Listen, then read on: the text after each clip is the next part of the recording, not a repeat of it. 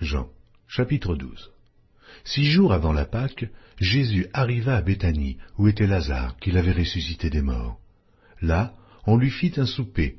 Marthe servait, et Lazare était un de ceux qui se trouvaient à table avec lui.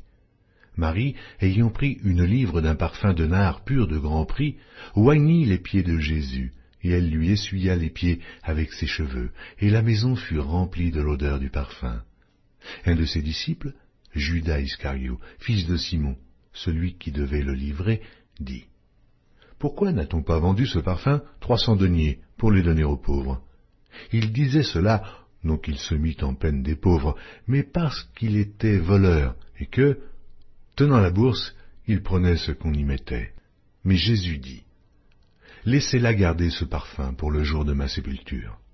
Vous avez toujours les pauvres avec vous, mais vous ne m'avez pas toujours. » Une grande multitude de Juifs apprirent que Jésus était à Béthanie, et ils y vinrent, non pas seulement à cause de lui, mais aussi pour voir Lazare, qu'il avait ressuscité des morts. Les principaux sacrificateurs délibérèrent de faire mourir aussi Lazare, parce que beaucoup de Juifs se retiraient d'eux à cause de lui et croyaient en Jésus. Le lendemain, une foule nombreuse de gens venus à la fête, ayant entendu dire que Jésus se rendait à Jérusalem, prirent des branches de palmier, et allèrent au-devant de lui en criant « Hosanna! Hosanna! Béni soit celui qui vient au nom du Seigneur, le roi d'Israël !» Jésus trouva un ânon et s'assit dessus, selon qu'il est écrit « Ne crains point, fille de Sion, voici, ton roi vient, assis sur le petit d'une ânesse. » Ses disciples ne comprirent pas d'abord ces choses, mais, lorsque Jésus eut été glorifié, il se souvint qu'elles étaient écrites de lui, et qu'il les avait accomplies à son égard. Tous ceux qui étaient avec Jésus quand il appela Lazare du sépulcre et le ressuscita des morts lui rendaient témoignage, et la foule vint au-devant de lui parce qu'elle avait appris qu'il avait fait ce miracle.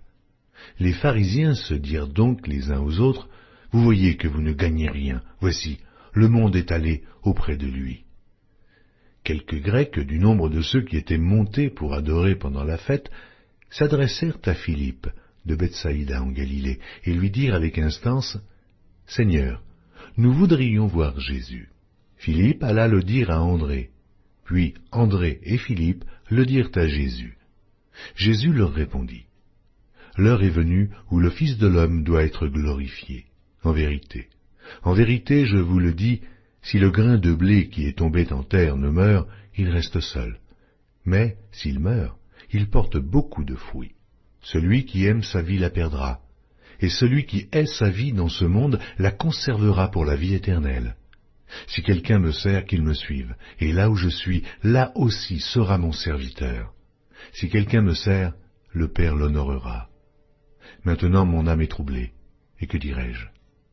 Père, délivre-moi de cette heure, mais c'est pour cela que je suis venu jusqu'à cette heure. Père, glorifie ton nom. Et une voix du ciel vint, « Je l'ai glorifié, et je le glorifierai encore. » La foule qui était là et qui avait entendu disait que c'était un tonnerre.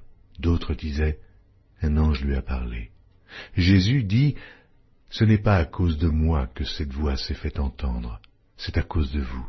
Maintenant a lieu le jugement de ce monde. Maintenant le prince de ce monde sera jeté dehors.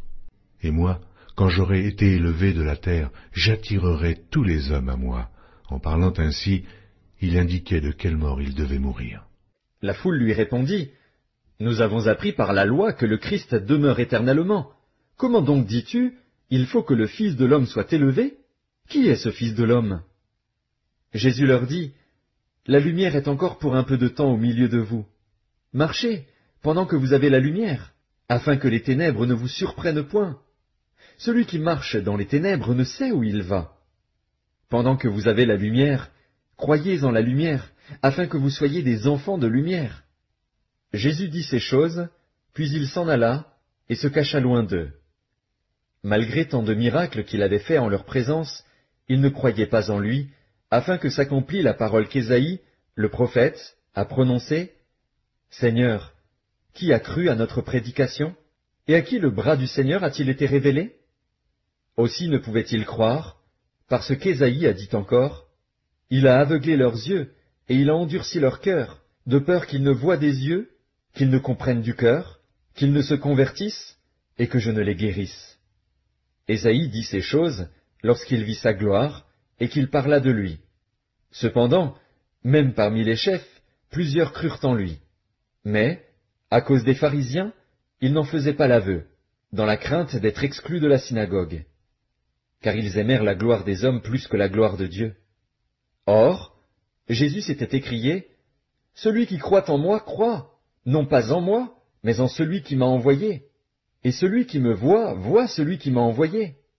Je suis venu comme une lumière dans le monde, afin que quiconque croit en moi ne demeure pas dans les ténèbres. Si quelqu'un entend mes paroles et ne les garde point, ce n'est pas moi qui le juge, car je suis venu non pour juger le monde, mais pour sauver le monde.